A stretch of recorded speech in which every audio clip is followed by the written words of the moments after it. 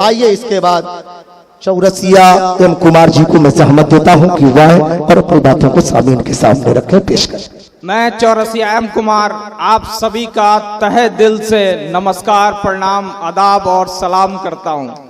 इतनी तेज ताली बजाइए कि यहाँ 10 डिग्री टेम्परेचर बढ़ जाए। एक बार जोरदार ताली बजाइए आप लोग। हमारे देश की राजनीति कुछ बिंदुओं पे गुजर रही है। सबसे पहले मैं बताना चाहता हूं कि हिंदू, मुस्लिम, मस्जिद, मंदिर और जवान और किसान पे आधारित है और आने वाले 20 सालों तक लगभग इसी पे आधारित है।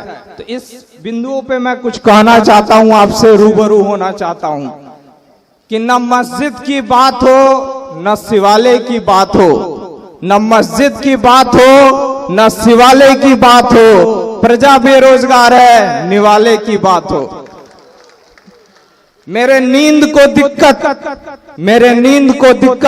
न भजन से है न जान से है। मेरे नींद को दिक्कत न भजन से है न जान से है। मेरे नींद को दिक्कत मरते हुए जवान और खुदकुशी करते हुए किसान से है।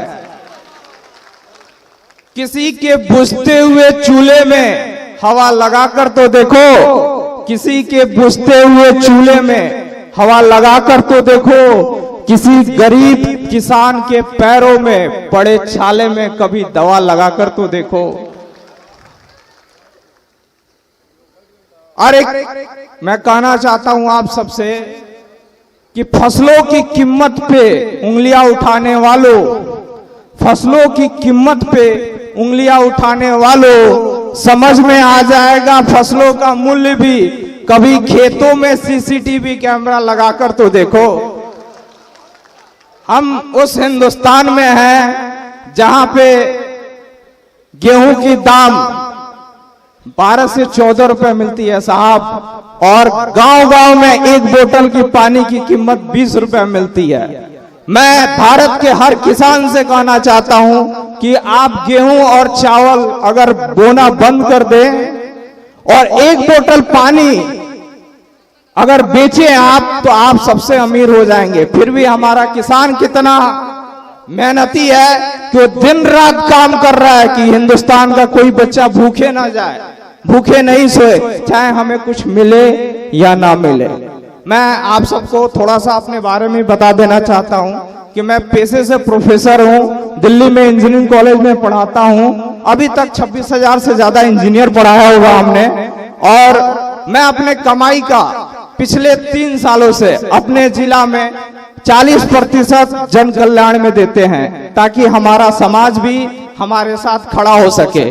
और मैंने कहा भी है आप सबसे कि मैं 60% इसलिए बचाता हूं कि 2017 में मेरी शादी हो चुकी थी, तो मुझे अपना परिवार भी चलाना है और अपना घर भी चलाना है। आज किसानों की जो समस्या है इसका कोई जिम्मेवार नहीं है, आप स्वयं जिम्मेवार हैं। पूरे देश का किसान रोड पे खड़ा हो जाता है जब उसका जरूरतें पूरी नहीं होती है। लेकिन क्या आपने कभी सुना है कि बिहार में कभी किसान खड़ा हुआ है? बिहार में कभी किसान खड़ा नहीं हुआ। इसके लिए मैं एक मुहिम चला रहा हूं। 2 महीना मैंने दिल्ली त्याग दिया है। हर दिन मैं हर गांव जा रहा हूं और एक एक किसान की हर एक प्रॉब्लम पूरे बिहार, पूरे देश को दिखा रहा हूं कि क्या क्या समस्याएं हो रही हैं। और बहुत सारे गांव के लोग हमसे जुड़े हुए भी हैं और जुड़ भी रहे हैं, ताकि मैं राजनीति में सारे ऐश्वर्याम छोड़ के 2 चीजों से आया हूं। माननीय मुख्यमंत्री हमारे का दूत बन के उन्होंने बिहार में बिजली, सड़क, शिक्षा सब कुछ दिया है। 2 चीजों में आज भी हम पीछे हैं। उन्हीं 2 चीजों को अगर मैंने पूरा कर दिया तो मैं समझूंगा कि मेरा जीवन सार्थक हो गया। सबसे पहला है कि बिहार का किसान की स्थिति ठीक होना चाहिए, और दूसरा है बिहार के घर का बच्चा बच्चा रोजगार पे होना चाहिए। इसी मकसद से मैं राजनीति में आया हूं और आप लोग का सहयोग और समर्थन से ये सब कुछ मैं अपने जीवन काल में अगर कर दिया तो मैं इस माटी का कर्ज चुका दूंगा, नहीं तो मैं फिर जन्म लेना पड़ा तो मैं फिर लूंगा आपकी सेवा के लिए।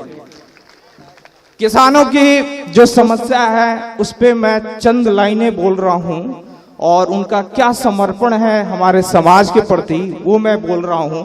आप सुनेंगे कि हमने होठों को सुर्खियां दिया इस समाज में, हमने होठों को सुर्खियां दिया इस समाज में, बंजर जमीनों को भी हरियाली दी है हर राज्य में। जुर्म और दहशत का हम में से कोई बीज बोता नहीं और ये धरती पुत्र किसान है जिसका कभी अस्तित्व खत्म नहीं होता है, चाहे वो किसी का राज हो। मुश्किलों से जो लड़कर आगे आया, मुश्किलों से जो लड़कर आगे आएगा, मेरा कहना है कि किसान दिन रात मेहनत करता है, कम से कम उसकी मेहनताना मिलना चाहिए। कोई ऐसा मजदूर नहीं है जो पूरा 6 महीना काम करे, रात भर काम करे, दिन भर काम करे, लेकिन उसका जितनी लागत है उससे भी कम उसकी इनकम होती है। ये कहां से? जब और गांधी जी ने कहा था कि देश हमारा तरक्की तभी करेगा जब किसान इस देश का मजबूत होगा। और ये मुहिम है कि किसान को बिहार का आगे आना पड़ेगा और हर घर घर में रोजगार लाना पड़ेगा। भविष्य में सब कुछ ठीक रहा तो हम अपना जीवन सब कुछ आपके देने के लिए तैयार हैं। यहाँ दिल्ली जैसे जगहों पे इंजीनियरिंग कॉलेज है, हमारे बिहार में भी होना चाहिए, इस फैक्ट्रियां होना चाहिए, वो सब पे हम लोग काम कर रहे हैं। बस आप लोग का आशीर्वाद चाहेंगे। काफी कम टाइम होता है इन सब चीजों में। बहुत अच्छा लगा आप सबका, कमेटी मेंबर का। इसमें हमारे कैमरामैन साहब पूरे हिंदुस्तान में हमें रिकॉर्ड करते हैं। गुलेसबा मैम है, बहुत सारे सायरा हैं जो हमें बहुत अच्छे से जानती हैं। तमाम हमारे लोग हैं, आप सबका तहे दिल से फिर से आपके चरणों में मैं प्रणाम करता हूं। ये थे हमारे भाई साहब जो वाकई ये पैगाम देकर हम सबों से रुखसत हो गए हैं कि न मंदिर न मस्जिद की तरफ जाया करो, न मंदिर न मस्जिद की तरफ जाया करो, रोते हुए किसा को हंसाया करो, रोते हुए किसा को हंसाया करो।